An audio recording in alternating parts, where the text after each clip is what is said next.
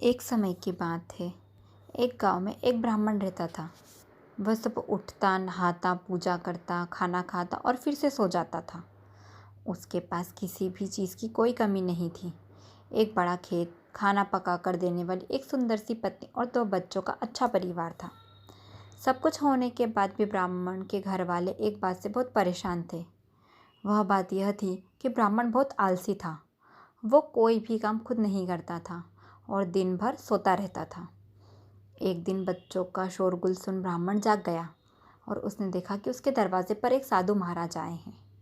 ब्राह्मण और उसकी पत्नी ने साधु महाराज का स्वागत किया और उन्हें भोजन कराया। भोजन के बाद ब्राह्मण ने साधु की खूब सेवा की। साधु महाराज उनकी सेवा से बहुत प्रसन्न हुए और उन्हें वर मांगने को कहा। ब्राह्मण ने वर मांग के कुछ भी काम ना करना पड़े, मेरी जगह मेरा काम कोई और कर दे। तब साधु उसे वरदान में एक जिन देते हैं और साथ में यह भी कहते हैं कि जिन को हमेशा व्यस्त रखना, अगर उसे काम नहीं दिया तो वे तुम्हें खा जाएगा। वरदान पाकर ब्राह्मण मन ही मन बहुत खुश हुआ और साधु का आदर के साथ विदा किया। साधु के जाते ही वहाँ एक जिन प्रकट हुआ। पहले तो ब्राह्मण उसे देखकर डर जाता है, लेकिन जैसे ही वो ब्राह्मण से काम मांगता है तब ब्राह्मण का डर दूर हो जाता है और उसे पहले काम देता है, खेत जोतने का। जिन वहाँ से गायब हो जाता है और ब्राह्मण की खुशी का ठिकाना नहीं रहता।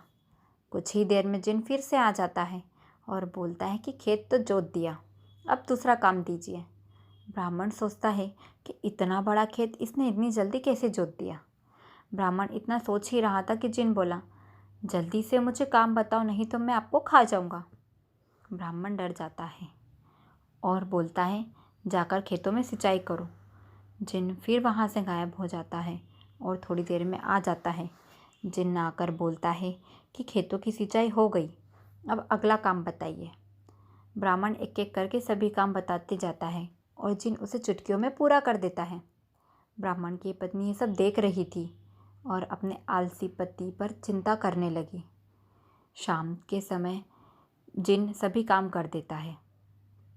सब काम करने के बाद जिन ब्राह्मण के पास आ जाता है और बोलता है कि अगला काम बताइए, नहीं तो मैं आपको खा जाऊंगा। अब ब्राह्मण के पास कोई भी काम नहीं बचा था जो उसे करने के लिए कहे। उसे चिंता होने लगी। अब वह बहुत डर जाता है। तब ब्राह्मण की पत्नी अपने पति को डरा हुआ देखती है तो उसने अपने पति को इस संकट से निकालने के बारे में सोचने लगती है। वह ब्राह्मण से बोलती है, स्वामी, अगर आप मुझे वचन देंगे कि आप कभी आलस नहीं करेंगे तो आपके सभी दुखों को मैं दूर कर दूंगी और मैं इस जिन्न से काम ऐसा दे सकती हूँ कि वह उस काम में बिजी रहे। इस पर ब्राह्मण सोचता है कि पता नहीं यह क्या काम देगी। अपनी जान बचाने के लिए ब्राह्मण अपनी पत्नी को वचन दे देता है। इसके बाद ब्राह्मण की पत्नी जिन्न से बोलती है कि हमारे यहाँ एक कुत्ता है, तुम जाकर उसकी पूंछ सीधी कर दो। याद रखना, उसकी पूंछ एकदम सीधी होनी चाहिए। जिन्न बोलता है कि अभी यह काम कर देता हूँ। यह बोलकर वो वहाँ से चला जाता है। लाख कोशिश करने के बाद भी वह कुत्ते की पूंछ सीधी नहीं कर पाता और हार मान लेता है। हार मानकर जिन्न ब्राह्मण के यहाँ से चला जाता है। उस दिन के बाद ब्राह्मण अपने आलस को छोड़कर सभी काम करने लग जाता है और अपने परिवार के साथ खुशी खुशी रहने लगता है।